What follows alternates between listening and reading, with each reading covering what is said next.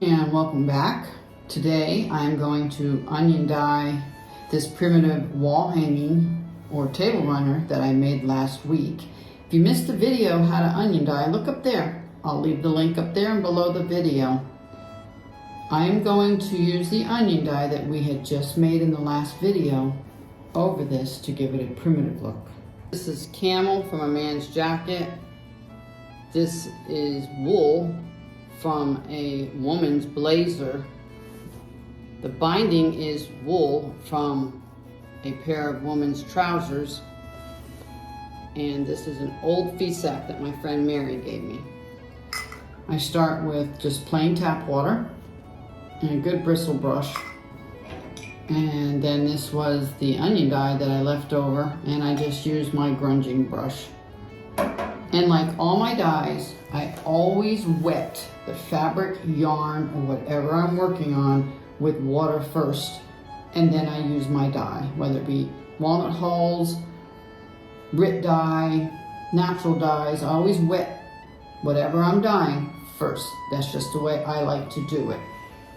So I'm going to go ahead and wet this with the brush, and I have 2 silicone mats that I use for baking, just to protect the table.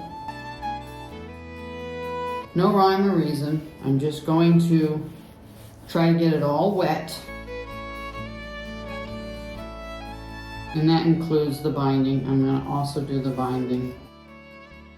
I like to go one way and then the other way.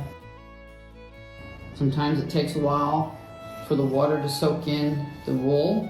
You could spray it with a water bottle, but I preferred using a brush. And it will take a few minutes for it to absorb. That's why I flip it over and do the back. I do the front and the back. Seems like the camel absorbs the water more right now than the plain wool.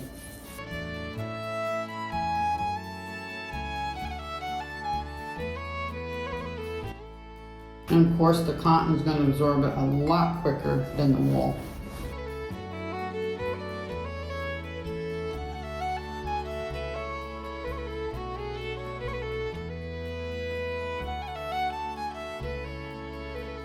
Flip it over, you can see where the water is bleeding through from the back, which is helping with the front.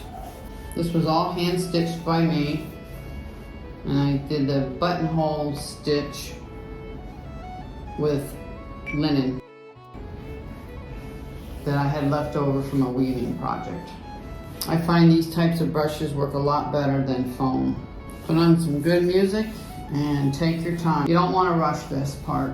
I spent 2 weeks hand doing this. And then I just massage it in a little bit. It's also ironing it with your hands, because when this dries, you want it to be nice and flat. But you don't want to distort it. So kind of block it, called blocking with your hands. The back is really nice. Okay, now to the fun stuff. Same thing, you're just gonna brush it on. When it dries, it'll be a little bit different color. Sometimes I have gone back over a wool project with diluted walnut hulls dye. If you'd like to see that, I have a video, look up there.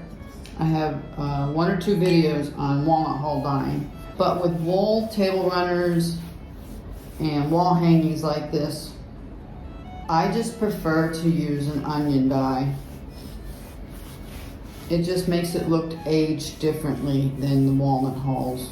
And after this dries, I might come back and do more in certain spots, but it's okay if it looks muddled. That's the way I prefer it. And I usually do my binding last. Just to note, you want to use anything that can be dyed, including your thread. You don't want to use polyester. And the camel will dye differently than the sheep's wool. I like that contrast. And flip it over. Now you could leave it like that, where it just shows a little bit of the outline, but I prefer to do it all over. And it will also help soak through the front. I did wash this really well, a little bit of bleach, and I hung it out in the sun for a few hours because I wanted to make sure there wasn't any fabric softeners or oils in it. so would accept the dye. Now this is exactly where I might come back with the walnut dye and just do here and there, hit and miss on certain areas where I might think, like right here in the corner, I might say, well, that's where someone would pick it up and touch it a lot. And I would just water it down and feather it in and do blotchy, splotchy of walnut dye. I'm not sure yet until I see this once it's dried.